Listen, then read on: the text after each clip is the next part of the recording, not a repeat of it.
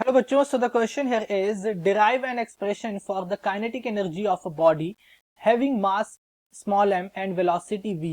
Also use this expression to mathematically relate the kinetic energy of the body and its momentum. ठीक है, kinetic energy और momentum को भी relate करना है और काइनेटिक एनर्जी का पहले तो एक्सप्रेशन बताना है. तो कॉन्सेप्ट जो यहाँ पे लगाएंगे हम, that will be of kinetic energy और मोमेंटम दोनों का, एंड मोमेंटम. ठीक है, अब देखो समझो एक चीज बोल रहे पहले कि काइनेटिक एनर्जी का एक्सप्रेशन. तो काइनेटिक एनर्जी एक ऐसी एनर्जी होती है जो कि बॉडी मोशन की वजह से अपने पोजेस करता है. किसकी वजह से? मोशन की वजह से पोजेस करता है. एक ऐसी एनर्जी जो कि बॉडी अपनी मोशन की वजह से पोजेस करे, that is known as kinetic energy. अब एक चीज देखो, जो यहाँ पे बोल रहा है कि काइनेटिक एनर्जी का एक्सप्रेशन यहाँ पे फाइंड करना है. मान लो कि मेरे पास दो ऑब्जेक्ट्स है. मेरे पास ऑब्जेक्ट है मेरा एक, ठीक है, कोई कार है, इस तरह से कोई कार है. अब ये कार इनिशियली मेरे किसी u स्पीड से चल रही थी, u वेलोसिटी से चल रही थी, ठीक है, और फिर ये किसी टाइम के बाद किसी एक्सेलरेशन a पे, a एक एक्सेलरेशन इसके ऊपर लग रहा है, ठीक है, और ये पहुंच गई यहाँ पे जब इसकी स्पीड होगी v. ठीक है, वेलोसिटी इसकी v हो गई. अब देखो वर्क डन क्या होता है.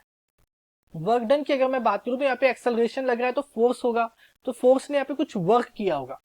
सो उस वर्क को मैं लिख सकता हूं F delta S, where delta is the displacement. Delta S क्या है? यहाँ पे डिस्प्लेसमेंट है. ठीक है, अब देखो फोर्स होता है मेरा एम ए के equal, product of mass and acceleration, that is force. तो यहां लिख सकता हूं W equals to F M A delta S. अब देखो एक कांस्टेंट एक्सेलरेशन लग रहा है, इनिशियल फाइनल वेलोसिटी है, डिस्प्लेसमेंट कुछ हो रहा है. तो अगर थर्ड इक्वेशन ऑफ मोशन लगाता हूं यहाँ पे, तो मैं लिख सकता हूं v square minus u square equals to 2a delta s. 2a delta s. तो यहां से a डेल्टा s की वैल्यू आ जाएगी v square minus u square divided by 2. ठीक है, तो a डेल्टा s की मुझे यहां से वैल्यू मिल गई. तो इस वैल्यू को अगर मैं यहाँ पुट कर दूं तो ये हो जाएगा मेरा W equals to M V square minus U square divided by 2. इसे स्प्लिट करो तो ये हो जाएगा half M V square minus half M U square. ठीक, अब मुझे तो काइनेटिक एनर्जी का एक्सप्रेशन निकालना है. तो मुझे पता है वर्क डन होता है मेरा change in kinetic energy. Kinetic energy में जो चेंज आता है that is known as work done. It means कि चेंज मैं कैसे लिखूंगा, kinetic energy final minus kinetic energy initial, और ये किसके इक्वल है? Half M V square minus half M U square. तो देखो दोनों ही एक्सप्रेशन में कोई फर्क नहीं है. u मेरा क्या है? इनिशियल स्पीड है, और v मेरा फाइनल स्पीड है. इट मीन्स कि मेरा काइनेटिक एनर्जी का जो एक्सप्रेशन है that is half M V square. जो मेरा v क्या है यहाँ पे? v है मेरा स्पीड. तो ये मेरा एक्सप्रेशन हो गया काइनेटिक एनर्जी का. अब दोनों मोमेंटम और काइनेटिक एनर्जी को मुझे रिलेट करने को बोला है.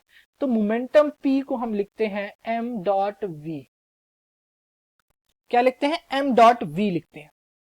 अगर मैं क्या करूं कि इससे अगर मैं इस काइनेटिक एनर्जी में क्या करता हूं कि मैं दोनों साइड इससे मैं क्या करता हूं, m और m से डिवाइड एंड मल्टीप्लाई कर देता हूं. तो ये हो जाएगा half m square v square divided bye m. अब देखो एम स्क्वायर वी स्क्वायर, ऐसे इसे मैं लिख सकता हूं half two M M V का होल स्क्वायर. और एम वी मेरा किसके इक्वल है? पी, यानी मोमेंटम के इक्वल है. तो मैं यहां से लिख सकता हूं kinetic energy is equals to momentum square divided by twice of mass. तो ये हुआ दोनों मोमेंटम और काइनेटिक एनर्जी के बीच का रिलेशन.